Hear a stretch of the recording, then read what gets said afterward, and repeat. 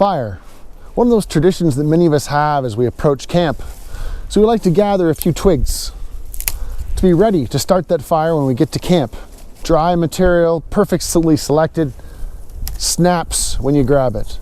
But what about those days when things don't go according to plan? When you need a fire now and you're taking care of people. Leaders are prepared, not just knowledgeable, not just skilled, but they're prepared to care for others.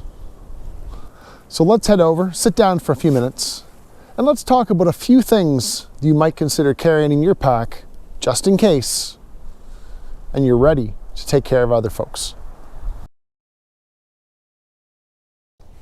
Everything I do as an outdoors person and as a leader is about matching what I carry to the environment that I expect to see.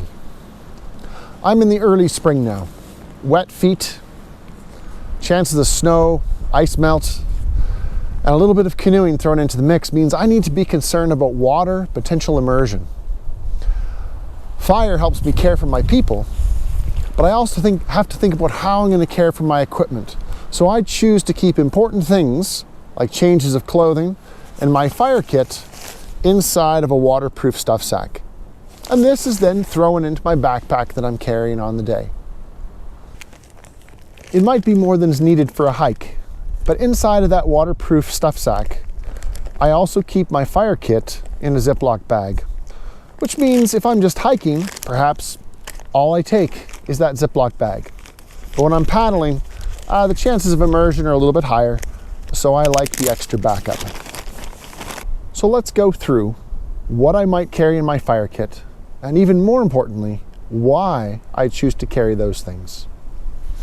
So the first thing in my kit is generally going to be some sort of firewood processing tool. And if I'm just out for a hike, I don't need to be carrying an axe or possibly even a saw. A knife should do me. On my knife, I also carry a ferrocerium rod. In my fire kit, we'll find a few other things. Here in the Outdoor Leadership Program, we build the requirements for our fire kit around the idea that you need to be able to carry the materials to sustain 5 minutes of flame.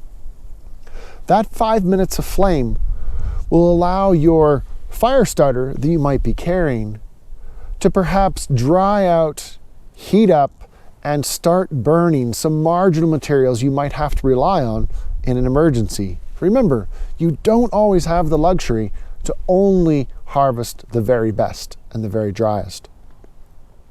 So let's go through the items that I am carrying today one at a time. The first is a large tea light. You certainly could use a smaller one. This happens to be what I had laying around, and it's been in my fire kit now for a year and a half or more. I'm carrying pieces of bicycle inner tube that have been cut up. These are homemade fire starters made from cotton wool that has been soaked in melted candle ends with a little bit of solvent added. They're very hard, but they will give me 5 to 7 minutes of sustained flame. 15 to 17 minutes of sustained flame. I'm also carrying the standard Bic lighter. I really encourage you to always be carrying one of those. And I'm also carrying a match case. So in here, I will have probably 12 or 15 Strike Anywhere matches. And should I feel like using them, I have 8 or 10 cotton balls that have been rubbed or soaked in Vaseline. The standard that everybody likes to use when they're using the ferro rod. Is it necessary? In an emergency, you want it easy, fast, and accessible. This is a large tea light candle. You absolutely could go with a smaller one. I happen to have a large pack of them laying around. I threw one in the fire kit. These are some homemade fire starters. It's simply pieces of cotton wool that have been soaked in melted wax with a solvent added. So they become quite hard, but it becomes an instant candle that will give me up to 15 to 17 minutes of flame off of that little piece. Perhaps the most controversial item here, it's a piece of bicycle inner tube. Simply cut into pieces, And this will produce a hot but very stinky flame that again I can put in the bottom of my base of my fire to warm things up. Matches carried in a match safe can sometimes be damaged by bouncing around in your pack. So a trick that I was showed by a good friend of mine at Three Ravens Bushcraft is to make sure that at the top of your container you're adding a bit of cotton wool. So when the matches are bouncing around, the heads aren't getting abraded by bouncing off the top of the container. Instead, they have this nice soft cushion. And of course, that cotton wool can also be used as a fire starter, but even more important, it's protecting your real tool. The last item that happens to be in the fire kit is there's some prime quality birch bark. Picked it up along the trail one day, it ended up in my pocket. At the end of the day, it ended up in the fire kit. Great fire starter if you can find it, but sometimes having it with you is the next step. One of the lessons my mentor Morris Kohansky shared with me is when you're trying to figure out what is meant by tender, that first stage in getting your fire going, it is tender if a flame can catch it on fire in 3 to 5 seconds.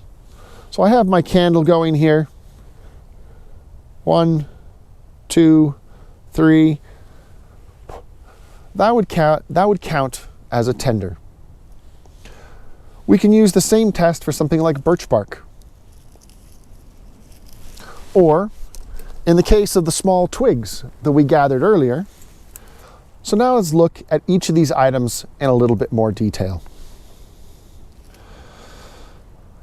A piece of bicycle inner tube, certainly not what we advocate burning in your campfire all the time, but as a cheap, free, and readily available fire starter, it's hard to beat these. They usually start in a count of about 5. 1, 2, 3, 4, 5.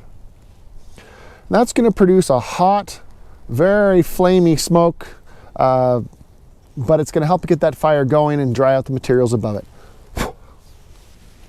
The next item is the cotton wool that's been soaked in the candle wax. Works just like a candle, but it has a wick that's much larger. Again, should start in a count of about 5. 1, 2, 3. And this can be simply set down, and you can build your fire in, around, and on top of it. So there you have it, folks. A quick look at the things that I recommend carrying in a fire kit as a leader. The key is the ability to sustain flame for 5 minutes with what you're carrying. Multiple ways to start a fire. All of that is backed up by the ability and the knowledge that you carry inside of you. And it's fine to think that you can collect everything you need on the spur of the moment. But when an emergency strikes, you need to be able to have that fire going, or perhaps even delegate that responsibility while you take care of another situation. Remember, it's not about you showing your best skills. It's about you taking care of people to the best of your ability. We plan for that, we prepare for it, and then we head out to have a great time. And I hope that I'll see you folks out on the trail soon, and perhaps we can enjoy a few miles together. Have a great one.